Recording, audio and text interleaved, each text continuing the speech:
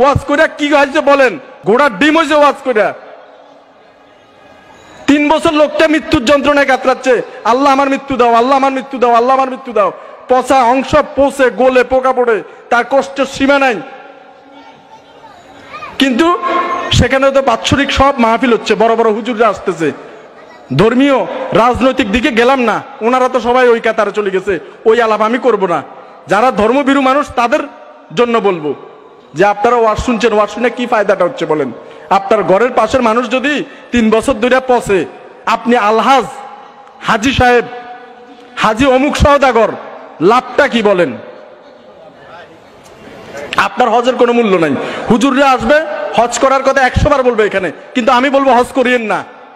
হজ করার আগে আপনার এই মাথা থেকে ওই মাথা পর্যন্ত কোনো মানুষ ল্যাংটা হয়ে শুয়ে আছে কিনা রাস্তার পাশে দেখেন, কিংবা আপনার পাশের বাসায় চিকিৎসার অভাবে কাতরাচ্ছে কিনা, 2টা কিডনি নষ্ট হইয়া ডায়ালাইসিসের পয়সা নাই। আপনি বলবেন গল্প করতেছি, চট্টগ্রাম মেডিকেল কলেজে একটু হাইটে আসেন। আমরা প্রতিবেশীর কে খবর রাখি বলেন? এখানে যে ওয়াজ মাহফিল হচ্ছে, চারপাশে সবগুলো বিল্ডিং, এই ফ্ল্যাটের খবর ওই ফ্ল্যাট রাখে না। কি খাইছে না মইরা গেছে না কি আসল বিষয় কোনো খবর নাই। এক ফ্ল্যাটের খবর আরেক ফ্ল্যাট জানে না। আমরা ওই মুসলমান। এই ওয়াজ কেউ করবে না। ওয়াজ করবেন রুকু কিভাবে করবেন, সিজদা কিভাবে করবেন, মসজিদের মধ্যে কিভাবে এসি লাগাবেন, কে কত টাকা দান করবেন, মারহাবা উনি 50,000 টাকা, আরেকজন দাঁড়ায় যান, এই হচ্ছে আমাদের ওয়াজ। কিন্তু মানুষ যে নীরবে চোখের পানি ফেলছে সে বিষয়ে কারো কোনো কথা নাই, কেউ বলে না।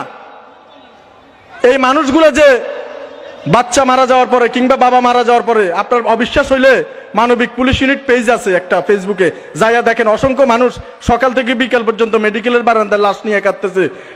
দাফন তো দূরের কথা, লাশটা নেওয়ার পয়সাও নাই। তাহলে আমরা কি মুসলমান হইছি বলেন?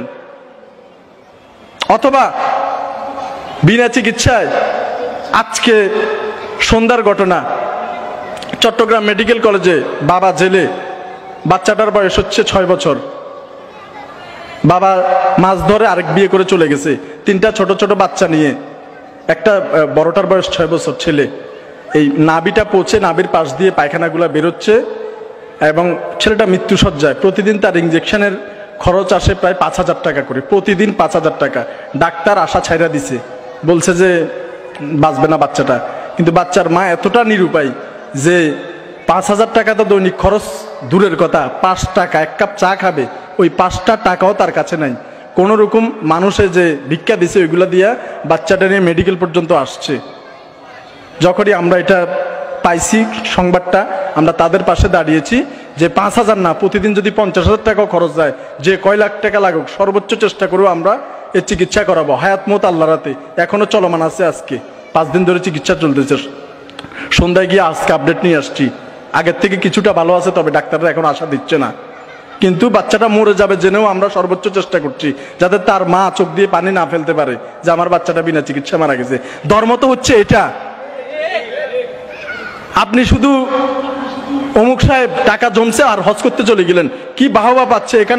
এখানে সাধারণত ঠাই পায় কাদের? প্রতি বছর যে সদাগর সাহেব হজ করে ওনার।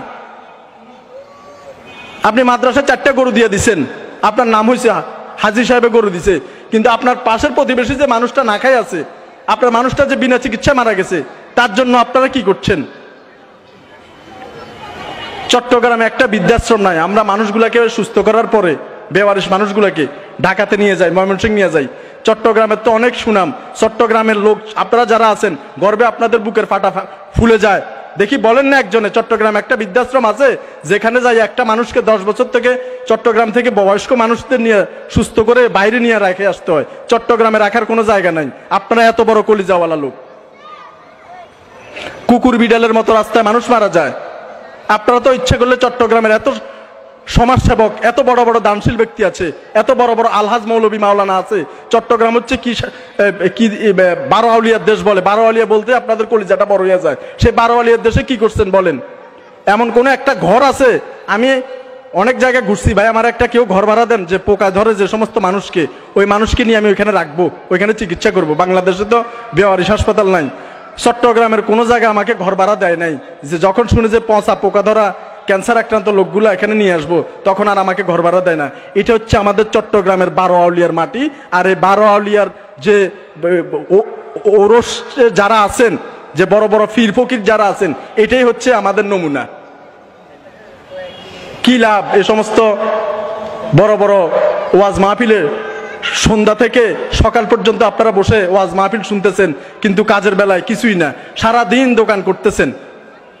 কে কিভাবে কত টাকার মালিক হবে? কিন্তু আমাদের এখানে যারা কমই লাইনে আছে, তারা তাবলিগকে আরো প্রতিষ্ঠা করার জন্য আরো চেষ্টা চালিয়ে যাচ্ছে, তারা কমি মাদ্রাসা প্রতিষ্ঠা করার জন্য আরো প্রচেষ্টা চালিয়ে যাচ্ছে। মোড়ে মোড়ে এখন মাদ্রাসা হয়ে যাচ্ছে। আলহামদুলিল্লাহ, ইসলামের জন্য এটা একটা ভালো উদ্যোগ, আগায় যাচ্ছে, ওনাদের ধন্যবাদ জানাচ্ছি।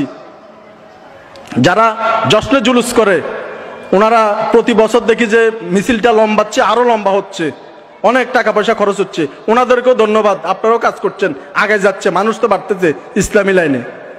যারা ভান্ডারি লাইনে আছেন, মানুষ আগে যত দেখতাম যে গরু টরু দিত, এখন দেখি যে আরো বেশি দিচ্ছে, অনেক মানুষ জমায়েত হচ্ছে।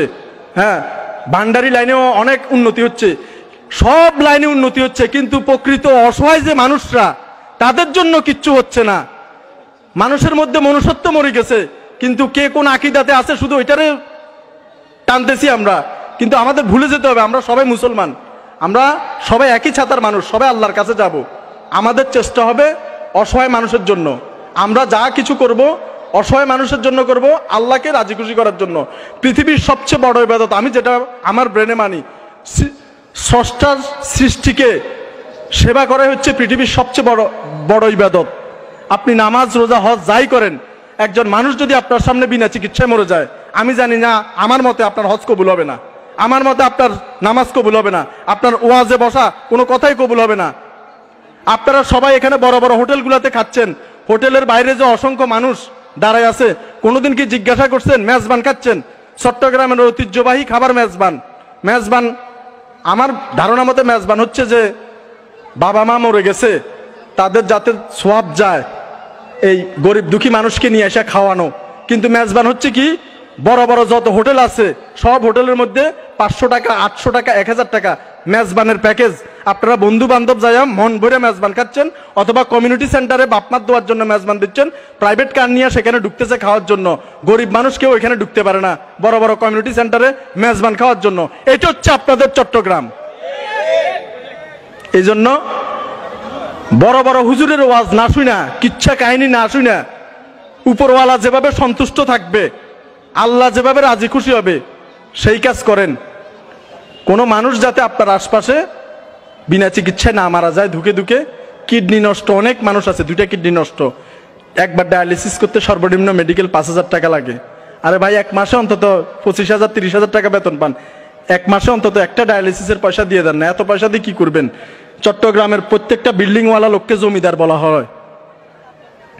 কিভাবে প্রতি মাসে ঘর ভাড়া 12,000 থেকে 13,000 বাড়ানো যাবে, বছরে 20 থেকে 22, 22 থেকে 24, 24 থেকে 28, কিভাবে ঘর ভাড়া বাড়াইতে পারবে? একটা বিল্ডিং থেকে 2টা বিল্ডিং বানাতে পারবে। সদগর সব কিভাবে একটা দোকান থেকে 2টা দোকান করতে পারবে। সিঙ্গারা 5 টাকার জায়গা কিভাবে 8 টাকা করবে, 8 টাকা জিলাপি 10 টাকা করবে। চট্টগ্রাম শহরে যখন আসি, তখন ক্যান্ডিতে জিলাপি খাইতাম, মজার জিলাপি 5 টাকা, ওইটা ঠেকতে ঠেকতে এখন যাচ্ছে 10 টাকা। তো এরকম প্রত্যেকটা জিনিসের শুধু দাম বাড়ায় দিচ্ছে। এই সমস্ত কিছু করে কোনো লাভ নাই। আপনাদের সবার প্রতি অনুরোধ, যদি সম্ভব হয় মানুষের সেবা করেন। প্রতি মাসে অন্তত একদিনের বেতন অথবা একদিনের ব্যবসার টাকা এই সমস্ত অসহায় মানুষের পিছিয়ে আপনারা আপনাদের আত্মীয় স্বজন যারা আছে তাদেরকে দান করে দিবেন। এখানে আসছে অন্তত ছোট্ট একটা ওয়াদা আপনাদের কাছে নিই, আপনাদের একদিনের ইনকাম আপনারা অসহায় মানুষদের মধ্যে আপনাদের এলাকায় দিবেন কিনা একটু হাত তুলেন। ইনশাল্লাহ। আমারও বক্তব্য, আর কিছু বলার নাই, যাতে কোনো মানুষ বিনা চিকিৎসায় অথবা রাস্তার পাশে ধুকে ধুকে না মরে। যদি পারেন দেখেন কিছু খাবার কিনে দিবেন, অথবা চিকিৎসার জন্য পারলে কিছু টাকা পয়সা দিবেন, বা এলাকার মধ্যে থেকে তুলে নিয়ে একজন কমিটি করে তাকে চিকিৎসা করানোর ব্যবস্থা করবেন। এটাই হচ্ছে সত্যিকারের ইবাদত। আর অন্য কোনো কিছুর মধ্যে আল্লাহ এত রাজি খুশি হবে না। আল্লাহ সৃষ্টি একটাকে যদি আপনি ভালোবাসেন, এটার মধ্যে আল্লাহ সবচেয়ে বেশি সন্তুষ্ট হবে। সবার মানবিকতা যাতে আল্লাহ বৃদ্ধি করে, এই দোয়া করি। আমার জন্য দোয়া করবেন। আসসালামু আলাইকুম।